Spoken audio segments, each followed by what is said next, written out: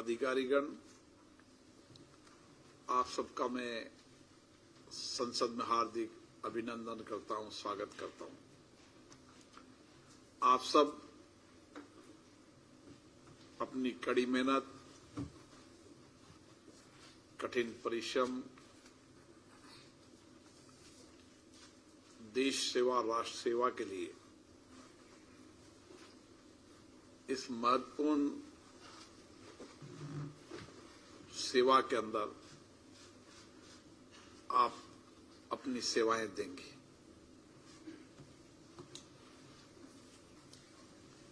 और देश के अंदर आर्थिक संरचना,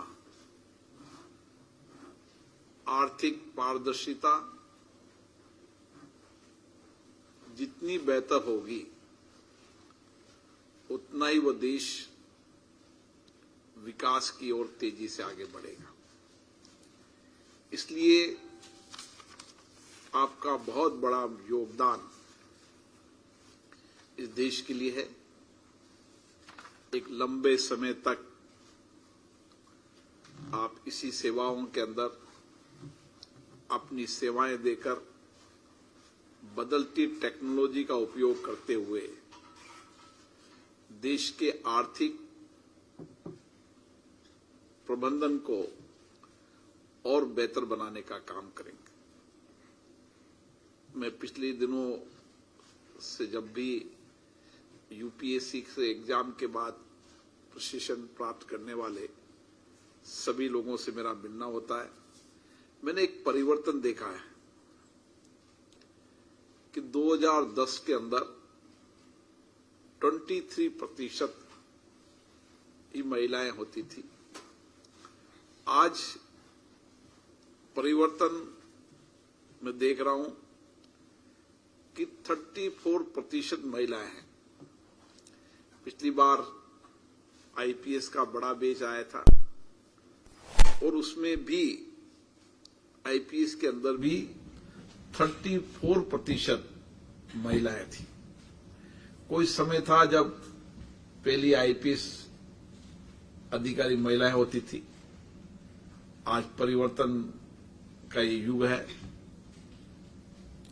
और आज भी मैं देख रहा हूं कि अभी ही 40% है, लेकिन जिस तेजी से बदलाव हो रहा है, आने वाले समय के अंदर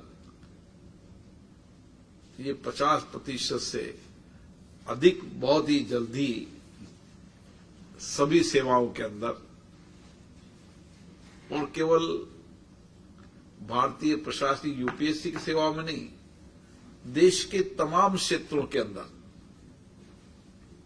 छोटी छोटी सेवाओं के अंदर भी मैं महिलाओं की जो भागीदारी देख रहा हूं, क्योंकि उनका टैलेंट, उनकी बुद्धिमत्ता, उनका आत्मविश्वास, उनकी संवेदना निश्चित रूप से जब भारत की 50% आबादी भी देश के विकास में अपना योगदान और तेजी से बढ़ेगा, तो निश्चित रूप से हमारा देश और दुनिया से तेजी से बढ़ेगा।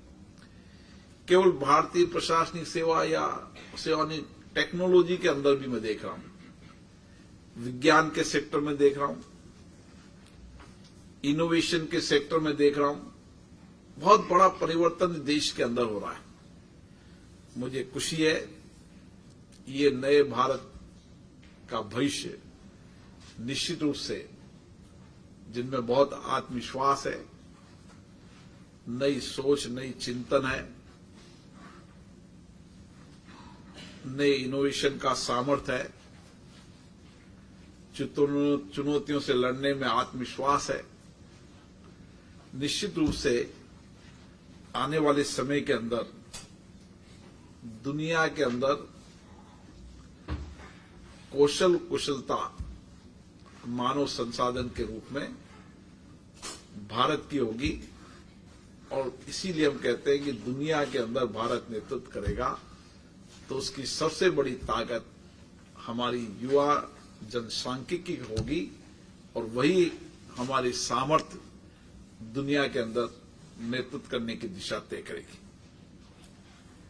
क्योंकि आप एक महत्वपूर्ण सेवा के अंदर अपनी सेवाएं देने के लिए प्रशिक्षण प्राप्त कर रहे हैं और राजस्व सेवा के अंदर जीएसटी और कस्टम, आज हम देख रहे हैं कि कोई समय था जब 2 टैक्स कलेक्शन की हमारे यहां पर व्यवस्था है, डायरेक्ट और इनडायरेक्ट। पहले डायरेक्ट टैक्स कलेक्शन का हिस्सा 70% होता था, लेकिन अब समय बदल गया है। अब इनडायरेक्ट कलेक्शन का भी हिस्सा अभी भी 50% और मुझे लगता है कि ये और आगे बढ़ेगा और इसीलिए राजस्व सेवा में आपका अधिक महत्वपूर्ण योगदान है। अभी हमने इसी संसद के अंदर जीएसटी का एक देश एक टैक्स, हमारे प्रधानमंत्री जी ने नए इनोवेशन, बहुत सारे इनोवेशन किए। इसमें आर्थिक बदलाव में ये इनोवेशन, ये सोच, ये चिंतन भी बहुत बड़ा था कि हम देश के अंदर एक टैक्स प्रणाली को लागू करें। केवल इनकम टैक्स तो शुरू से एक टैक्स प्रणाली थी, अब जीएसटी के अलावा भी जितनी भी टैक्स प्रणाली है उस टैक्स प्रणाली में एक रूपता हो,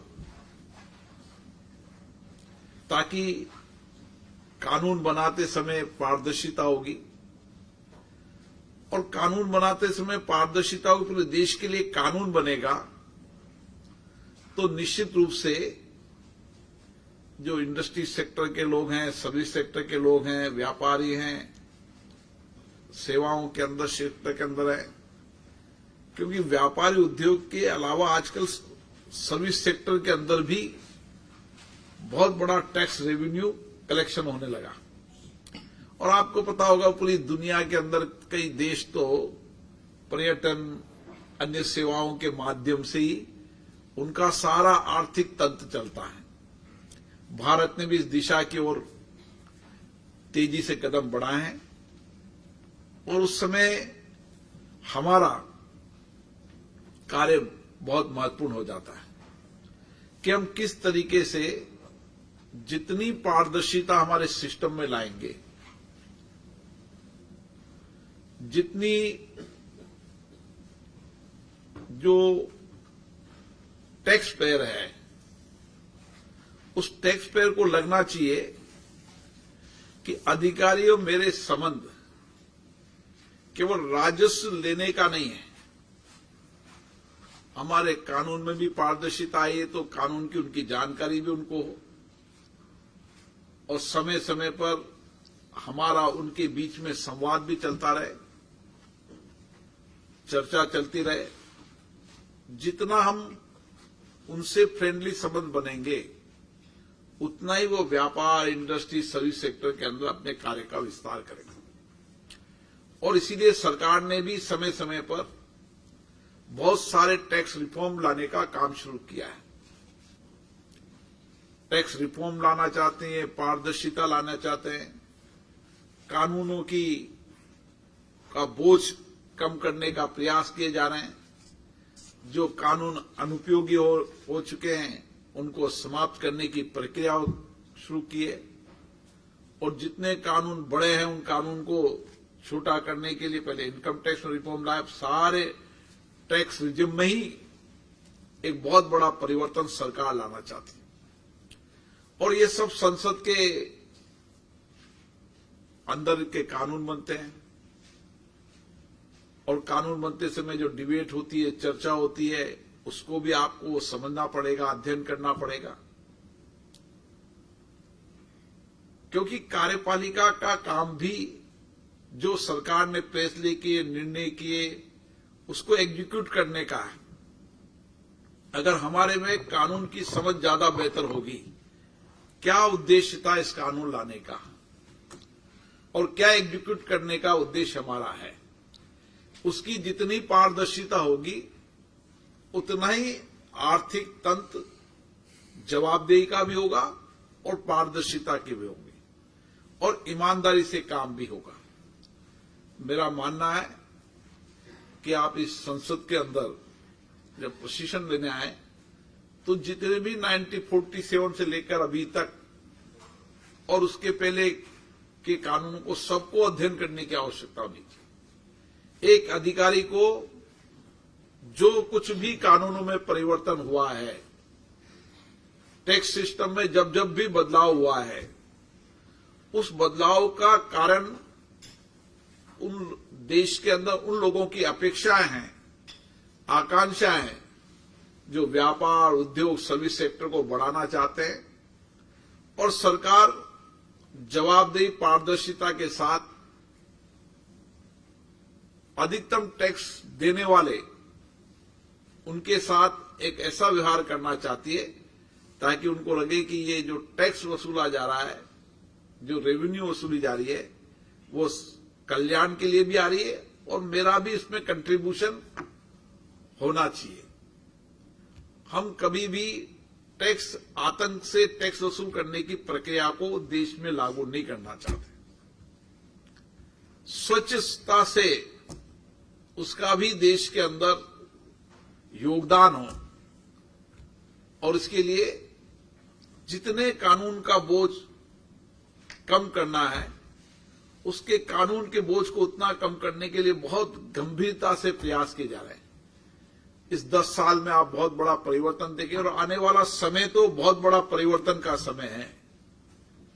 और क्योंकि आप भविष्य के इस विभाग के अधिकारी हो, इसलिए हमारी नई पीढ़ी जो अध्ययन, शिक्षण, प्रशिक्षण, नए इनोवेशन करती रहती है, जो टेक्नोलॉजी फ्रेंडली है, क्योंकि अब सारा काम टेक्नोलॉजी पे हो रहा है, एआई पे भी हो रहा है, डेटा एनालिटिक पर भी बड़ा काम हो रहा है।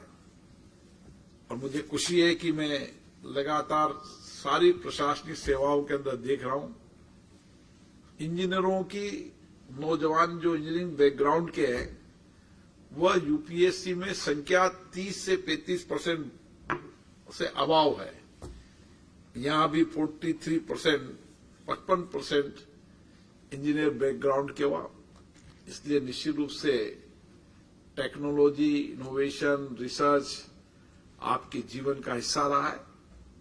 आने वाले देश के अधिकारियों का इस देश के टैक्स सिस्टम को कैसे पारदर्शिता बनाई जा सकती है, कैसे जवाबदेही बनाया जा सकता है, कैसे कम से कम कानून बनाकर हम पारदर्शिता, जवाबदेही ला सकते हैं। इसके लिए जो कुछ भी आपके विचार हो, जो कुछ भी आपके नए इनोवेशन हो, उसको समय समय पर जो कानून बनता है, कानून जनता के लिए प्रचलित होता है, उस समय आपके सुझाव भी होने चाहिए। समय समय पर हमारी संसदीय समितियां स्टेक होल्डर को बुलाती है, अन्य लोगों को बुलाती है, उसमें आपको भी अपने सुझावों को देना चाहिए। सबका योगदान, सामूहिकता का योगदान, मिलकर इस देश को हमें विकसित भारत बनाना है तो सबका योगदान होना चाहिए। जो जिस क्षेत्र में काम कर रहा है, कठिन परिश्रम से, कड़ी मेहनत से, आत्मविश्वास से, हम सब मिलकर हमारे देश को विकसित भारत बनाएंगे। यही हमारे संविधान का मूल मंत्र है। और इसीलिए कल भारत के प्रधानमंत्री जी ने संविधान दिवस पर जो कुछ लिखा है, वो आपके लिए अध्ययन के लिए, आपकी जीवन की प्रेरणा के लिए, कि सारे देशवासियों का योगदान, सबका सामूहिक योगदान, जो जिसमें भी जहां भी काम कर रहा है, वहां पर कड़ी मेहनत, कठिन परिश्रम, आत्मविश्वास से देश के लिए योगदान देगा। इस दृष्टि से हमको काम करना है। हम केवल राज्य की सेवाएं करने नहीं आए, हम देश और राष्ट्र की सेवा के लिए आए। ये मन में हमारे विचार होना चाहिए और ये मन में विचार होगा कि मैं देश और राष्ट्र की सेवा करने आया हूं। मेरे देश को दुनिया के अंदर आर्थिक रूप से सबसे आगे ले जाने में मेरा भी योगदान होगा। तो निश्चित रूप से आपकी सेवाएं, आपका विचार, आपका काम करने का तरीका में निश्चित बदलाव होगा। आप सब यहां पर आए, आप सबको बहुत बहुत धन्यवाद। जय हिंद।